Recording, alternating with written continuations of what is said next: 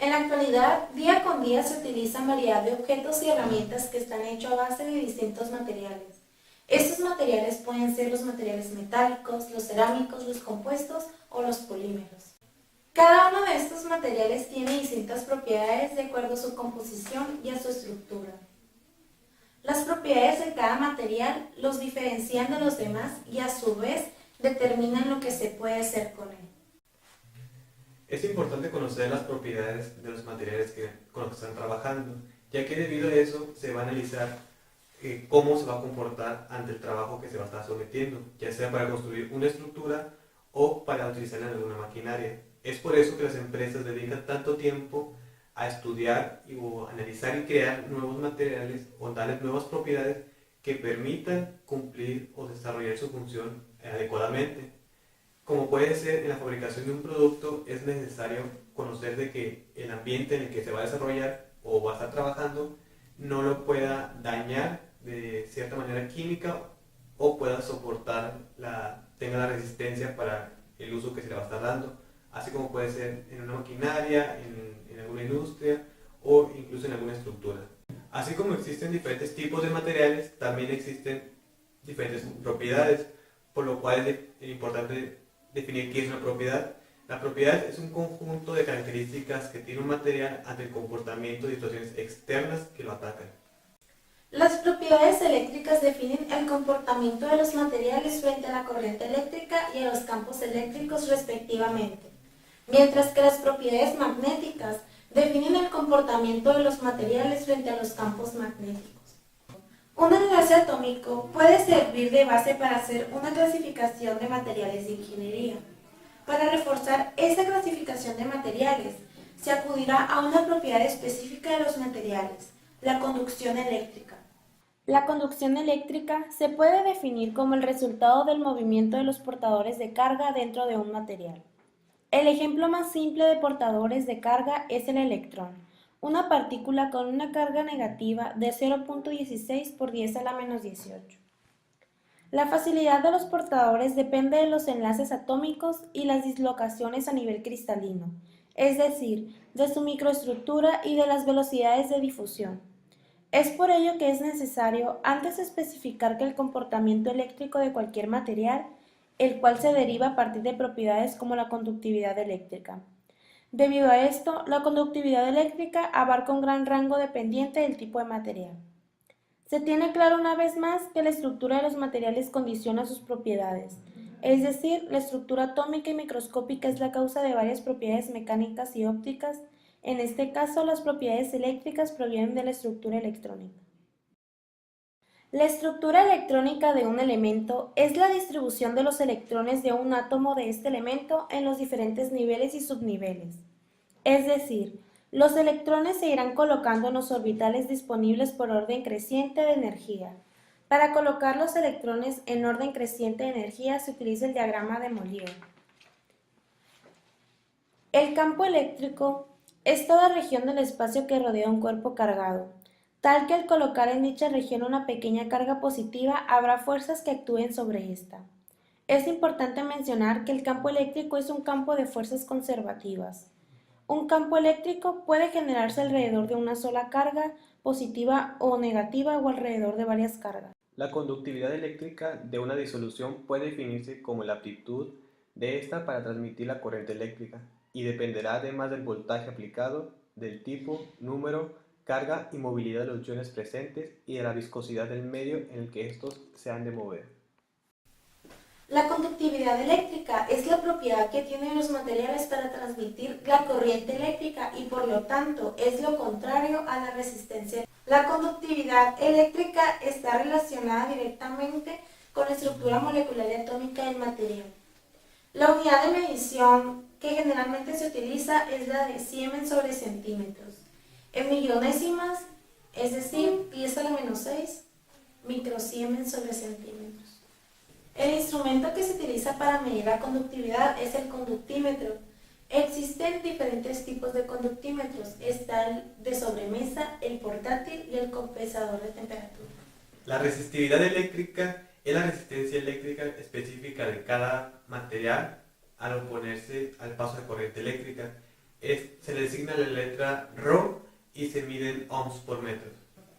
En función de sus propiedades eléctricas, los materiales se pueden clasificar en conductores, aislantes y semiconductores.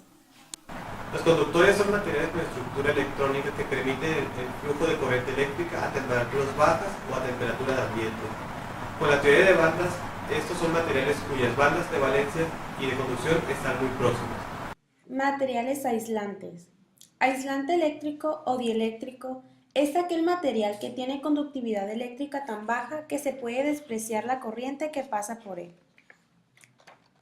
Esta pequeñísima corriente que pasa a través de un aislante se denomina corriente de fuga. Es decir, los aislantes son materiales con una resistencia tan alta que no es posible la conducción eléctrica a través de ellos. Un ejemplo de un material aislante sería el diamante.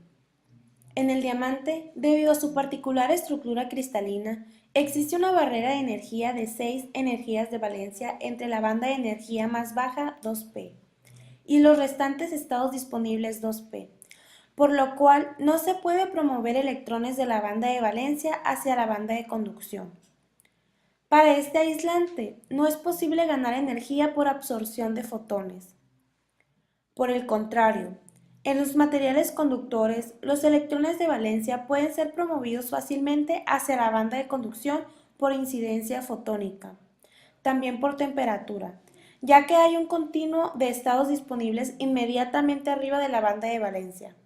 Por esta razón, los materiales conductores son opacos a la luz visible. El diamante es, en especial, totalmente transparente a la luz visible. Los materiales semiconductores son un material que se encuentra intermedio de la conductividad entre los conductores y los aislantes. Esto se debe porque se comportan como aislantes a temperaturas bajas y a temperaturas altas se comportan como conductores. Los electrones de valencia no están lo suficientemente unidos a su núcleo atómico, por lo cual cuando se eleva la temperatura son capaces de separarse de su red, como es en el caso del silicio y el germanio. El comportamiento magnético de un material depende de su estructura interna y en particular de su configuración electrónica. El magnetismo es el fenómeno por el medio del cual los materiales ejercen fuerzas de atracción o de repulsión sobre los otros materiales. Las fuerzas magnéticas se generan cuando se mueven partículas cargadas eléctricamente. Las propiedades magnéticas macroscópicas de los materiales son producto de los momentos magnéticos asociados con los electrones individuales. Cuando el electrón gira alrededor del núcleo, se convierte en una carga eléctrica en movimiento, por lo que se genera un momento magnético. Los imanes, ya sean naturales o artificiales, crean a su alrededor un campo magnético que es capaz de atraer ciertos metales sin tocarlos, incluso cuando hay de por medio otros objetos o el vacío. Toda la materia está hecha de átomos y en cada átomo hay electrones. Cada uno de estos electrones funciona como un diminuto imán, tiene un spin o dirección en la que gira, y eso determina que tiene un polo norte y un polo sur, creando un microscópico campo magnético. Si los electrones de un átomo se alinearan, generarían un campo magnético mayor, pero los átomos de la mayor parte de los elementos tienen todas sus capas electrónicas llenas, formando pares, por lo que uno de los electrones se cancela al campo magnético de otro. Entonces, no todos los elementos pueden ser magnéticos.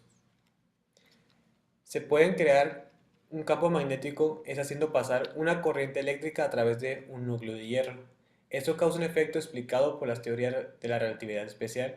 La distancia entre las partículas en movimiento es diferente que entre las partículas en reposo según la posición del observador, lo que causa una diferencia de carga y por lo tanto un campo magnético. Propiedades magnéticas de los materiales. La coercitividad es la intensidad del campo magnético que se debe aplicar a ese material para reducir su emanación a cero después de que la muestra haya sido magnetizada hasta saturación. Es decir, la coercitividad mide la resistencia del material ferromagnético a ser desemanado. La unidad de medición de la coercitividad es amperes sobre metro y se denota como Hc. Diamagnetismo es una propiedad de los materiales que consiste en repeler los campos magnéticos. El ferromagnetismo es un fenómeno físico en el que se produce ordenamiento magnético de todos los momentos magnéticos de una muestra que se originan de la misma dirección y sentido. El Tostricción es la propiedad de los materiales magnéticos en el que hace que cambien de forma al encontrarse en presencia de un campo magnético. Paramagnetismo. Es la tendencia de los momentos magnéticos libres, spin u orbitales, a alinearse paralelamente a un campo magnético. Permeabilidad magnética. Es la capacidad de una sustancia o medio para atraer y hacer pasar a través de ella campos magnéticos. La remanencia magnética es la capacidad de un material para retener el magnetismo que se le indujo. La saturación magnética es el efecto que se observa en algunos materiales. Se caracteriza como el estado de aumento de la magnetización que se le da. De acuerdo a sus propiedades magnéticas y cuando los materiales se someten a un campo magnético, estos se pueden clasificar en diamagnéticos, paramagnéticos, ferromagnéticos y ferrimagnéticos. Diamagnéticos. Los materiales diamagnéticos son débilmente repelidos por las zonas del campo magnético elevado. Cuando se someten a un campo magnético, los dipolos se orientan produciendo campos magnéticos negativos, contrarios al campo magnético aplicado. Los valores de susceptibilidad de estos materiales son pequeña y negativa, y su permeabilidad es próxima a la unidad. Materiales paramagnéticos. Los materiales paramagnéticos son débilmente atraídos por las zonas de campo magnético intenso. Se observa frecuentemente en gases. Los momentos dipolares se orientan en dirección al campo y tiene permeabilidades próximas a la unidad. Su susceptibilidad es pequeña pero positiva. Este efecto desaparece al dejar de aplicar el campo magnético, es decir, que el paramagnetismo se produce cuando las moléculas de una sustancia tienen un momento magnético permanente. Los materiales paramagnéticos más conocidos son el aluminio, platino y titanio.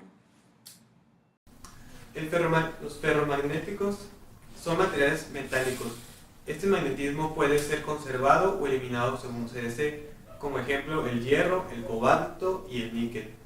Y el ferrimagnetismo presentan magnetizaciones permanentes o saturadas y como proceden normalmente de las ferritas, son buenos aislantes. En mi opinión, al elegir un material para una determinada aplicación es muy importante tener en cuenta las propiedades del mismo, pues estas son muy útiles para determinar si un material será apto para un uso en específico. También es muy importante mencionar que la selección de materiales no está limitada a sus aplicaciones estructurales. A menudo se eligen materiales por sus propiedades para aplicaciones eléctricas y magnéticas. Al momento de querer alcanzar un nuevo proyecto, llevarlo a cabo del plano a desarrollarlo, es importante conocer primero los materiales con los cuales se podría diseñar, ya que existen una diversidad de materiales. Necesitamos saber a qué esfuerzos o cómo va a estar trabajando ese producto y ver cuál será el más conveniente.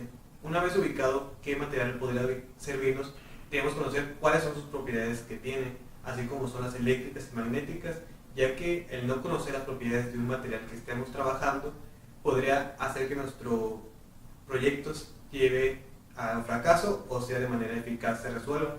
Es por eso que se debe dar la importancia a conocer a fondo cómo está relacionado las propiedades con nuestro material que estamos utilizando.